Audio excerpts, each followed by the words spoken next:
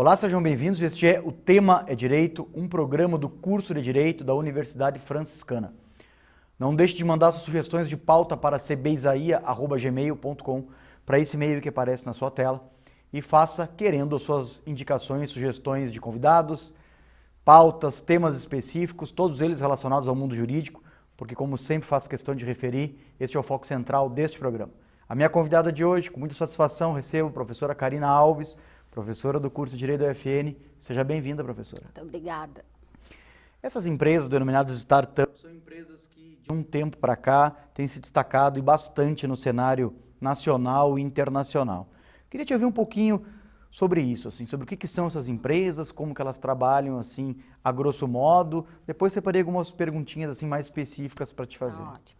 Bom, as startups, elas são empresas que são formadas por, geralmente, um grupo de pessoas que estão atrás de um modelo de negócios que seja escalável e repetível. O que seria isso? É um modelo de negócios que tem em vista fazer uma produção ou de um produto ou de um serviço que possa ser entregue em grande escala e escalável no sentido de que elas têm que conseguir ter um crescimento bem maior do que o crescimento das despesas da empresa. Então, elas têm que crescerem superando e muito o valor da despesa que a empresa tem. E daí elas crescem até um ponto em que elas deixam de ser startups e passam a ser empresas de grande porte, né? A gente tem vários exemplos de startups bem-sucedidas hoje no mercado. Sim. E claro, às vezes esse crescimento ele não é tão escalável quanto o esperado no início. Então daí o que acontece? Para elas não terem uma morte prematura, elas precisam se reinventar, se reestruturar, redirecionar o negócio. E isso a gente vê acontecer de forma bastante contínua, né? Quem escreve sobre isso, né, em artigos, em até revistas e periódicos específicos, faz questão de ressaltar a diferença dessas empresas para as empresas tradicionais.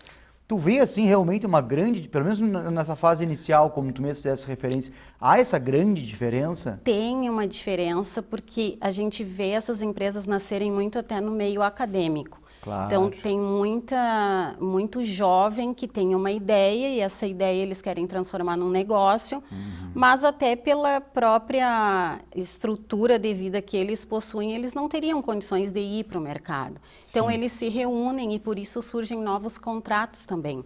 Então, a gente tem que adaptar todo o direito para essa nova realidade. Porque nem sempre eles conseguem estruturar uma sociedade. Então, eles começam, a gente tem que fazer um acordo de negócios, a gente tem que estruturar um negócio para que eles possam ir para o mercado de uma forma segura, né, mas atendendo a realidade deles, né, que não é uma realidade como a gente tinha tempos atrás, quando o empresário decidia entrar no mercado. Né?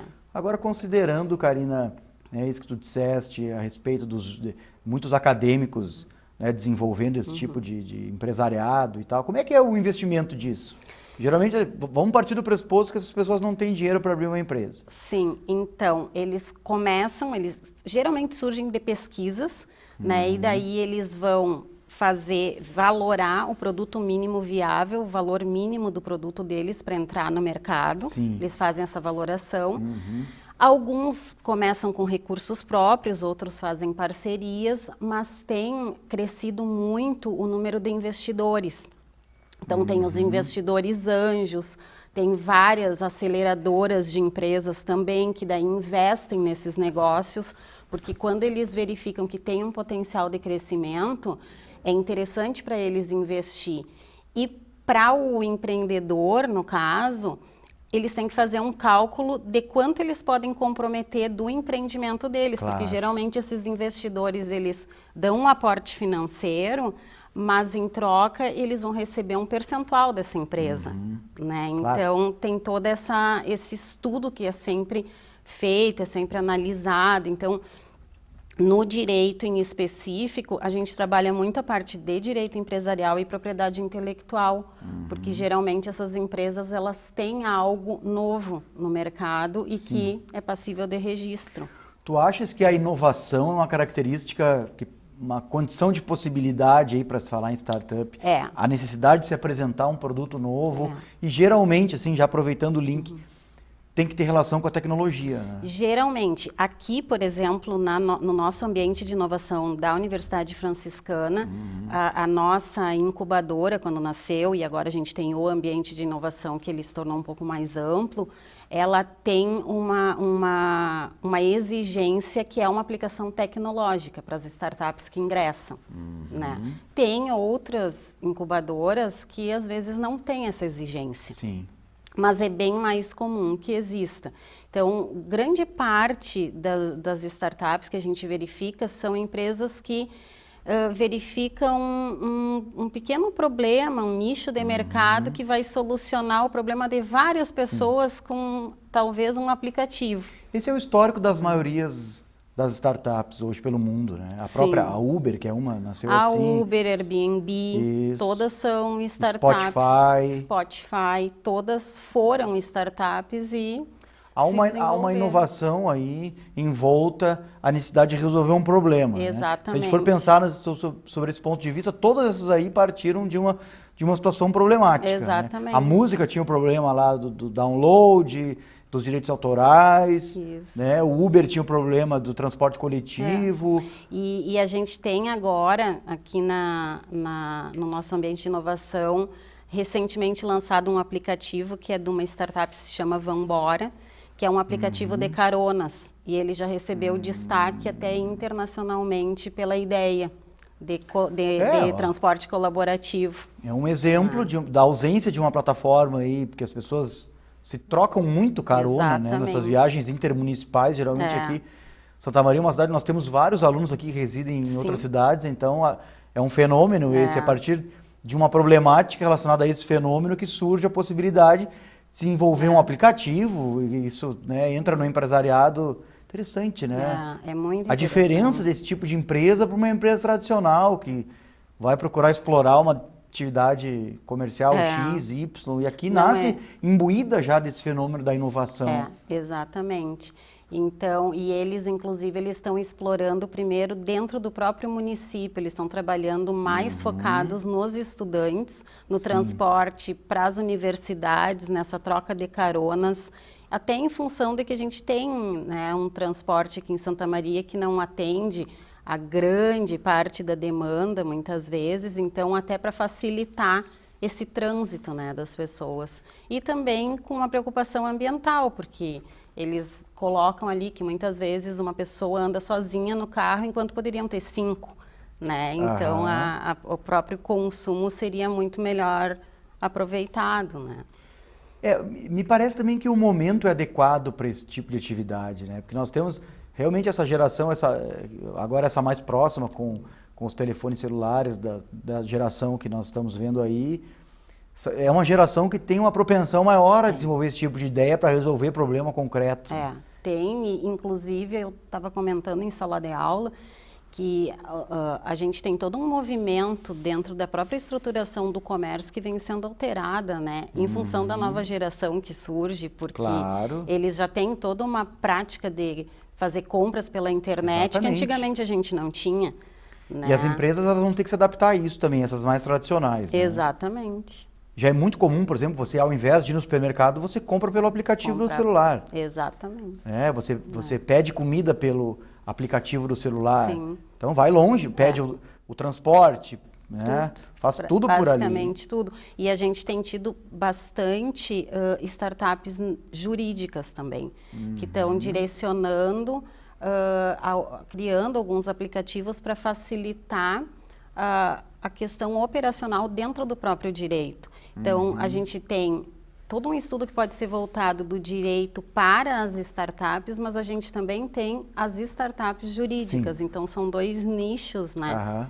Abrangidos dentro dessa temática. Juridicamente falando, a gente está vivendo um momento, uma grande revolução aí, eu diria, que é tanto da inteligência, principalmente guiada pela inteligência artificial. Enorme. E ela impacta muito aí também nesse tipo de nicho, porque hoje nós podemos falar em advogado robô, né, em grandes escritórios. Inclusive em Pernambuco, já tem, se eu não me engano, é Pernambuco, que eles já estão com algumas ações da área fiscal sendo julgadas por robôs, né? Tá em sistema de análise ainda para verificar o custo-benefício, né? E como que vai se dar isso em termos de desenvolvimento. A gente sabe, né? Mudando um pouquinho o rumo da nossa conversa, mas acho importante falar sobre isso também. A gente sabe da influência da inteligência artificial no mundo decisório, jurídico. Isso é uma coisa muito mais plausível e possível do que as pessoas imaginam, né, no senso comum. É algo que já está acontecendo.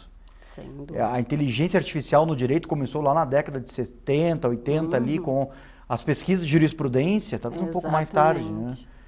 E que ali realmente, né, a máquina já está decidindo pela gente o que ela filtra. A gente nunca deu bola para isso, né? Mas por que a máquina selecionava tal e tal julgado? Sim. E agora a gente está vendo um outro momento de inteligência artificial aplicada a direito, aplicada à decisão judicial, porque realmente assim temos várias notícias, existem sites, internet afora aí, que procuram um enfrentamento dessa questão. Quem quiser se aprimorar um pouco mais aí, busque informações lá, tem a Associação Brasileira de Jurimetria, tem o Victor no Supremo, tem uma série, Dr. Luzia, e vai longe aí.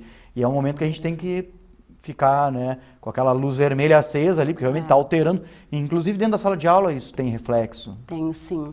E a própria questão das startups tem feito um movimento dentro dos próprios escritórios de advocacia tradicionais. Eles estão abrindo setores especializados, porque o perfil do cliente é completamente diferente, as exigências também. Eles têm um pique de trabalho muito mais desenvolvido, então aquele funcionamento de segunda a sexta nem sempre para eles vai ser interessante, porque às vezes eles precisam de uma revisão de um contrato num sábado ou num domingo, porque é tudo muito rápido.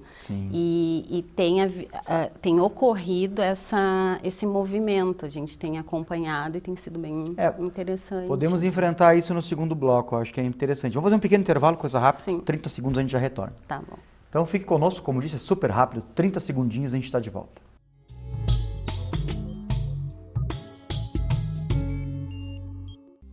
A Universidade Franciscana traz sua experiência e qualidade no ensino superior agora para a educação à distância. Ofertamos cursos de licenciatura em Geografia e em Pedagogia, além de cursos tecnólogos em Gestão de Recursos Humanos, Gestão Comercial, Gestão Financeira, Processos Gerenciais, Logística, Negócios Imobiliários e Marketing. Os professores são mestres e doutores e a EAD tem nota máxima na avaliação do MEC. Os materiais educacionais são interativos e podem ser acessados em computador pessoal ou celular, em qualquer momento do dia. A escolha pela modalidade EAD reduz custos com deslocamentos e flexibiliza horários para o estudo.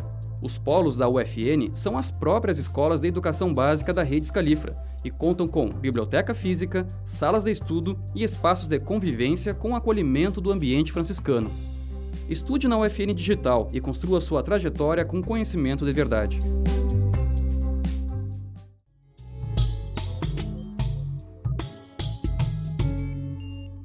Retornamos com o Tema é Direito de hoje. Este é um programa do curso de Direito da Universidade Franciscana. Não deixe de mandar sugestões de pauta para cbisaia@gmail.com, esse e-mail que aparece aí na sua tela, e faça suas indicações, seus indicativos de convidados, temas específicos, todos eles relacionados ao mundo jurídico. Como sempre faço questão de fazer referência, esse é o foco central deste programa. Hoje falamos sobre startups, a sua influência no direito, a influência que o direito exerce sobre elas também. Convidada, professora de Direito Empresarial aqui do curso de Direito da UFN, professora Karina Alves. O sujeito que quer abrir uma startup, tem uma ideia lá para revolucionar o seu mundo, vamos denominar assim, porque sempre toda inovação não deixa de ser uma revolução. O que tu sugeriria para ele? Ele deve procurar quem? Porque ele pode ter a ideia, né? Mas querendo ou não, tem uma questão burocrática aí que vai ser condição de possibilidade. Ele deve procurar, porque a maioria das instituições hoje tem as incubadoras tecnológicas. Nós temos aqui na Universidade Franciscana um ambiente de inovação. E hoje, com o ambiente de inovação, nós temos editais de fluxo contínuo para o ingresso. Então, basta que a pessoa tenha uma ideia, ela não precisa ter uma empresa necessariamente constituída ainda. ela pode levar até o ambiente de inovação e existem várias formas de se estabelecer. A gente tem um ambiente de coworking, onde ele pode utilizar por hora, por turno, dentro da instituição, e tem também as salas que são individualizadas, então tudo vai da característica do empreendimento, da disponibilidade de tempo que ele vai precisar usufruir do espaço. E dentro do nosso ambiente de inovação, que é o que eu conheço, ele tem todo um aporte, tanto na esfera administrativa, quanto jurídica, quanto contábil, fora as parcerias que podem se estabelecer com os diversos cursos. Agora, que serviço interessante esse prestado pela instituição, que viabiliza, além de um espaço, uma assessoria intelectual para aquele que quer, né, alavancar um novo negócio a partir de uma simples ideia e quase sem custo aí, né? O custo ele é bem reduzido e isso é interessante para quem está Claro. iniciando também. Nós temos, inclusive, uma das startups mais antigas que está conosco, ingressou no ambiente em 2012, que é a Polvo Louco, e hoje eles estão participando de vários processos de aceleração, e mesmo assim eles ainda permanecem dentro da instituição em função das parcerias que vão se formando, não só com os cursos da instituição, mas entre os diferentes ocupantes, as diferentes startups, entre eles também fazem diversas parcerias e isso às vezes alavanca muitos negócios. Claro. Né? E a gente tem também dentro do ambiente de inovação todo um controle dos editais que abrem para eles participarem, não só de eventos, mas participarem de iniciativas que buscam, né, empresas para investimento, e isso para eles é bastante interessante também. Né? Então, dá um suporte que tem se mostrado eficaz no sentido de não ter uma morte muito prematura, porque muitas vezes quando o empresário ele vai para o meio sem ter uma maturação suficiente, ele acaba quebrando ali na frente. Isso é muito comum. Né? Então, os estudos mostram que tem sido bem vantajoso nesse aspecto também. Realmente é uma crescente, né? Já vem com um certo tempo isso Mas eu queria te ouvir um pouquinho sobre a incubadora. Né? Como é que funciona o espaço lá? Quantos funcionários da instituição, incluindo professores, trabalham ali? E depois tem uma outra coisa para te perguntar também sobre esse edital que tu falasse, né? Assim, a nossa estrutura de funcionários é bem enxuta, porque hoje o corpo envolvido, a gente tem o Matheus Camargo, que é um técnico administrativo ele iniciou meio turno com a gente, agora ele está turno integral lá para dar todo esse aporte. Sim. Temos o professor Lissandro, que é o coordenador do ambiente de inovação, Lissandro Delanora, que é do curso de administração e dá esse aporte na esfera administrativa. E eu trabalho a parte jurídica, então, como eu disse, é um grupo bem enxuto.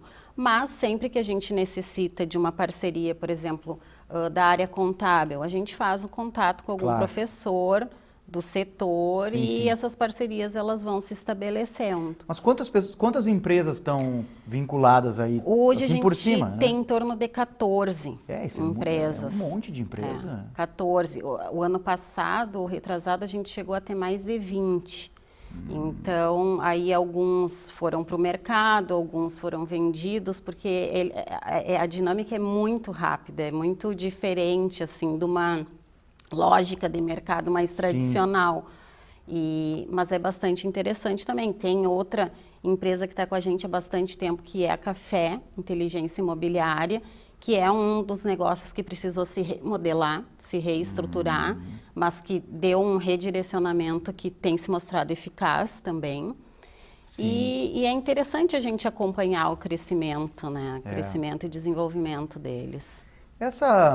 Esse edital que tu falasse, que é publicado e as empresas concorrem, aqueles que têm pretensão de abrir uma startup, creio eu que nesse edital, os requisitos para o sujeito demonstrar que ele tem condições de explorar aquela atividade devem ser exigidos, como vamos citar o exemplo da escalabilidade que tu mencionaste. A pessoa tem que demonstrar isso, que existe pelo menos a probabilidade disso acontecer? Como hoje a gente tem a possibilidade deles ingressarem no ambiente colaborativo, não é mais necessário que eles demonstrem um produto já minimamente viável. Basta que eles tenham a ideia, porque daí essa análise ela é feita por um comitê e que é formado para fazer essas análises, esses julgamentos. Eles fazem um pitch de apresentação também. Então a gente faz toda uma avaliação para verificar a possibilidade ou não, a viabilidade ou não.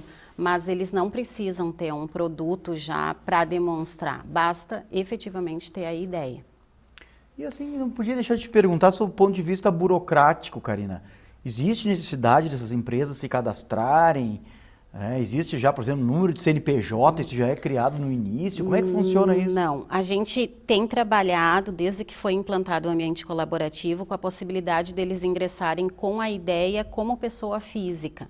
E aí eles têm o período de 6 meses para fazerem a estruturação, Claro, né, societária, se vai haver uma sociedade, se eles vão ser empresário individual, a própria criação do CNPJ, os alvarás, eles têm esse período de 6 meses para fazerem toda a inserção, né? Essas mais antigas todas estão Todas já estão. registradas, Todas devidamente têm. matriculadas. Todas têm. É que a gente sabe que existe essa, essa perspectiva burocrática e tradicional. Inclusive assim, ó, no momento em que eles atingem um determinado patamar, eles precisam se estruturar como sociedade, até para dar uma garantia maior para quem quiser investir na empresa deles. Então, eles têm que ter essa maturação. E dentro dos estudos que a gente já fez, as duas modalidades mais utilizadas, societárias mais utilizadas, têm sido sociedade limitada e sociedade anônima. Né? Quando eles querem abrir mais para o mercado, eles se estruturam até como sociedade anônima. Mas é uma coisa que leva um certo tempo, porque a estruturação de uma sociedade anônima é bem mais burocrática, né? Sim. Mas para o investidor é mais interessante. Então, tudo tem que ir sendo avaliado passo a passo.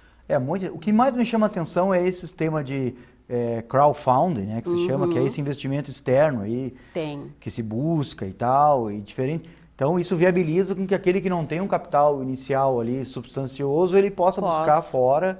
Exatamente, e tem os investidores anjo. Há pouco, acho que foi em julho, não, foi em agosto, a gente teve um evento aqui em Santa Maria que reuniu investidores anjos e aí as empresas participaram e dali surgiram possibilidades de investimento bem interessantes. Então, eu acredito que esse é o caminho. E esse tipo societário, assim, entre aspas, ele é algo que faz parte do dia a dia da academia, já, por exemplo, se fala muito nisso lá na disciplina de empresarial. Se trabalha muito com isso, já se conta com uma possibilidade real, concreta e tal? Existe legislação específica? Como é que está isso? A gente não tem legislação específica ainda, a gente tem alguns artigos que falam em uma temática dentro da Lei Complementar 123, que trata da microempresa, empresa de pequeno porte. Temos alguns projetos de lei. A Lei de Inovação é uma lei que é bastante interessante, precisa ser bem analisada para os empreendimentos. E agora a Lei Geral de Proteção de Dados também, que vai entrar em vigor no próximo ano, que tem sido feita toda uma revisão dos contratos das startups que a gente já tem, até para fazer uma adequação ao que a lei está estabelecendo. E na academia tem surgido alguns grupos de estudo, algumas disciplinas. Dentro da disciplina de direito empresarial em específico, não havia, porque é algo muito novo, não havia essa contemplação. Então, eu acredito que seja até interessante trabalhar alguma disciplina mais focada para as espécies contratuais, para os aspectos tributários, trabalhistas, que são os principais aspectos que são discutidos, né? Nós falávamos antes do programa sobre a possibilidade de oferta de uma disciplina eletiva, né, aqui denominada de optativa sobre isso. Realmente acho que depois dessa conversa, assim, até a gente fica um pouco mais animado, porque é um mecanismo de exploração da atividade comercial muito interessante esse, né, com pouco custo e que parte de uma coisa muito brilhante que é a inovação. Exatamente. E essa geração aí mais, né, mais próxima dos tablets, etc., parece que elas já vêm com essa informação. Né? Inclusive a gente tem egressos, porque eu acompanho alguns egressos do curso que estão atuando nessa área Claro. e estão assim, bem estimulados. Te agradeço pela presença aqui no programa. Imagina, eu que pela agradeço a explicação. oportunidade. Isso, outros convites já ficam estabelecidos. Tá ótimo. Tá bem? Obrigada. E agradecemos a você também pela audiência. Fique conectado, ligado nos próximos programas da TV da Universidade Franciscana. Até a próxima.